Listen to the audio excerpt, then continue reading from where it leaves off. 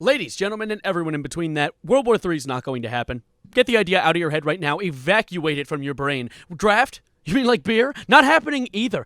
I don't know why everyone has made this their imperative to talk about. Everyone and their goldfish has been discussing this online. Hell, even Wendell was talking about going on disability to dodge the draft. First of all, you're a fish. Second of all, it's not even going to happen. So get the idea out of your head. It's not a worry you should be considering. There's a lot of things to worry about. This should not be one of them. But that hasn't stopped my algorithm from at least trying to make me worry about this every second of the day. Have you guys also been getting shorts that are like, top 10 ways to dodge the draft when, not if, when it comes to your door? Okay, sure. Or you have ADHD? You thought you could dodge the draft. Actually, you're going to war, bitch. No, I'm not.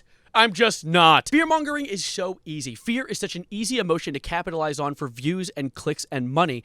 And so, of course, people are taking advantage of this instance, but I want to do something different. I want to try and monger in a different way. Dare I call it chill-mongering? Calm-mongering even?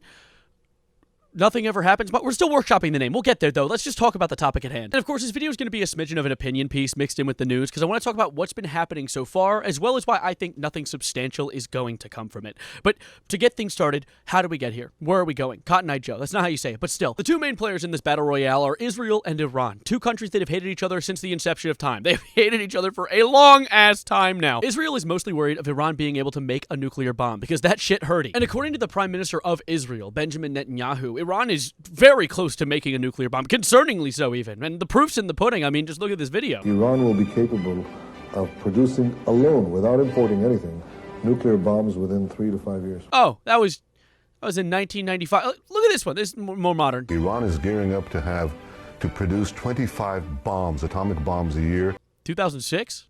What? Okay, well, here, let's bring it closer to the modern day. They're very close. They're 6 months away. Oh, okay, 2012. That's not this year. Wait. Let's crank it closer. Weeks away from having the fissile material for an entire arsenal. You kidding me? Okay, fine. Here's one that's very close to the modern day. They have the wherewithal to make a bomb very quickly. Just kidding. Let's try this one. Iran could produce a nuclear weapon in a very short time. That's the one. There's the one. Yeah, this is this year, 2025. They've been weeks away from making a bomb for 30 years now.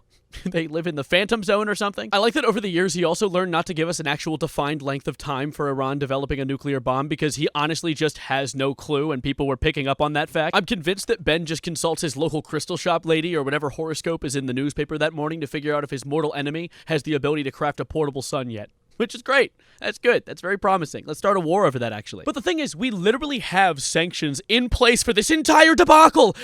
Big old Obama, back in 2015, made a deal with Iran called the Iran nuclear deal. It's called something else, but it's often referred to as the Iran nuclear deal. And the whole idea is, hey, Iran, we don't really trust you that much. You're not like us. Oh my God, that was... I threw up in my mouth a little bit, I won't lie. But the whole idea is, hey, Iran, we don't trust you. You can't have nuclear bombs. You have to severely limit the amount of things you can do with uranium. You got to get rid of most of your uranium. They got rid of 98% of all the uranium they have. And we're like, hey, stop it. Just stop it. You can't have that. Hey, stop.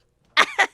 Oh, I have rings on. Oh, that hurt. Ow. And with that, we also allowed a bunch of inspectors to come into Iran all the time, whenever they wanted, to check on all of Iran's nuclear facilities and be like, oh, yeah, things are all good. Things are good. There's just not a big boom bomba facility. This is an energy facility, which nuclear energy is a very good thing to work on. So yeah, I mean, like W all around.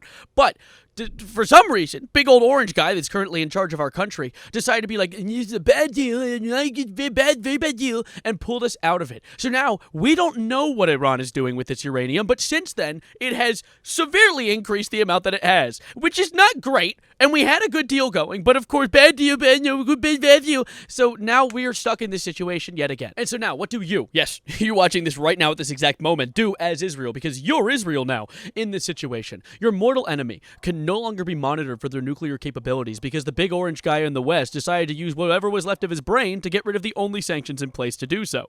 I'll give you 2 seconds. 1. What? Bomb the shit out of their nuclear facilities for no reason? Why would you do that? That's a horrible idea. Now look what happened. Look what happened. This is all your fault. This was your decision. It's all on you. There's no going back now. You're cooked. And of course, due to your awful decision, as the article entails, Iran decided to bomb Israel back, sending a bunch of missiles into Tel Aviv and hitting approximately no one. Just like a little bit of, you know, I'm angry, you know, like... basically take away from that development. And thank goodness this is just a fight between two countries that really hate each other, and the United States isn't getting involved in any way whatsoever. God damn it. It really is shocking how orange he is, by the way. I was looking at this image and it's kind of baffling. He almost matches the carpet behind him, and that's red. And of course, after this operation that the United States now calls Operation Midnight Hammer, Donald Trump dropped a truth on Truth Social, because that's what they're called on there, and said the time for peace is now, which I can understand. I too would probably want to strive for peace directly after hitting someone in the face with a baseball bat. I'm also a big fan of this one tweet he dropped recently right after the bombings. It says, "The great B-2 pilots have just landed safely in Missouri. Thank you for a job well done. Donald J. Trump, President of the United States." I like that he signs his own tweets just in case we didn't know who wrote them initially, or maybe so he remembers that he wrote them. He's so full of surprises. Maybe next to learn how to spell his name right. And after all of that malarkey, after all the screaming, yelling, and crying and peeing our pants, it set him back by at least a few months. We put all of that work, tried so hard, got so far, and did nothing whatsoever. However, a few months is a very inexplicit expanse of time, considering in Netanyahu terms, that could mean anything from a few weeks to about 30 years. So at least we'll see it within our lifetime, maybe? I also like this one CNN article that says, exclusive, U.S. strikes on Iran did not destroy nuclear sites. So what did you shoot? What's happening? What am I in...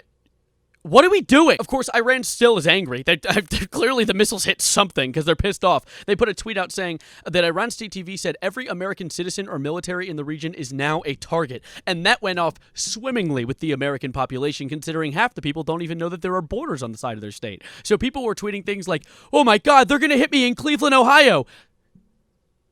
Do you ever think, ever? So I saw someone in Tucson, Arizona. Oh my God, they're gonna get me in Tucson. I pronounced your shit Tucson the other day. My mom had to correct me. Like, they're not gonna bomb a random place in America. I should be worried. I live near DC. I'm cooked if a nuke hits us. But like, someone in the middle of bumfuck Nowheresville is not going to be facing any I can't even speak English. I'm so irritated by these people. People are so dumb. This is coming from an American. I recognize Americans are dumb as rocks. I'm pretty sure that there are people in America who are worried about a certain area being hit that don't even know that there are like 50 states. They'd be like, what's a main? Like a water main break? You don't have a brain. Dude, come on. At Gork, am I in danger as an American? Don't piss me off. Just don't piss me off, okay? But I'm getting distracted. Let's get back on track for a second. There is one more update to the story before we get into the modern day. Iran did end up sending some missiles to American military bases in the area, and that sounds horrifying. Oh my God, war is on the horizon, is what I would say if anything ever happens. But let's read the tweet that talks about the situation in more detail. Iran's Supreme National Security Council claims in a statement that the IRGC and Army pulverized the U.S. Al Udeid Air Base in Qatar in response to the strikes against the Iranian nuclear facilities. And they claim that these missiles that they used match the amount of bombs that the U.S. used against them, and added in an interesting note, this is the only military action that Iran will take against the United States, in a very historical moment of the first real-world usage of a tactical nothing burger. So I don't know if you're picking up on the themes of this conflict so far, but it seems like every time the U.S. gets involved in any capacity, it's along the lines of, "You better stop that, or I'll hit you really hard." And then Iran just returns back with, "Ow! Oh, why'd you think you really asked for it now? Well, I oughta..."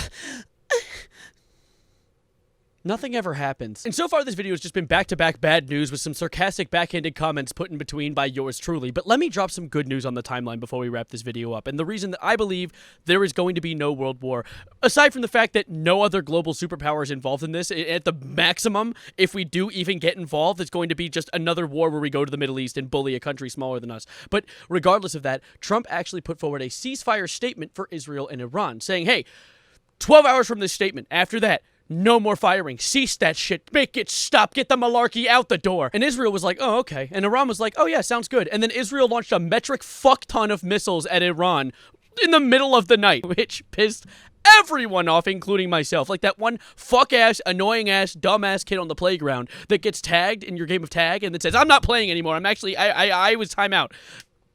I will hit you with my car. But regardless of that, you think I'm angry. Donald Trump is livid. I've never seen that orange freak more angry than the video I saw that dropped of him this morning. So I'm going to play that clip real quick, just in full, because I want you to see this. You know, when I say, okay, now you have 12 hours, you don't go out in the first hour and just drop everything you have on them. So I'm not happy with them. I'm not happy with Iran either. But I'm really unhappy if Israel's going out this morning. You know what? We basically have two countries that have been fighting so long and so hard that they don't know what the fuck they're doing. Do you understand that? Holy shit! Someone get a censor bar on this dude. That is great. I don't even think he was that angry when someone shot him in the ear. He was livid. But I think this is wonderful news. Not the bombing part, Israel. Stop doing that for 3 goddamn seconds. But the Trump getting angry part. Because initially, a lot of people, including myself, were worried that we were just going to blindly follow Israel into a war that they started. But it seems like Donald is genuinely interested in a ceasefire and really done with Israel pissing people off. Like, he's like, dude, come on. Come on. Not on anyone. On no one. Stop doing things. Just stop, freeze, freeze tag.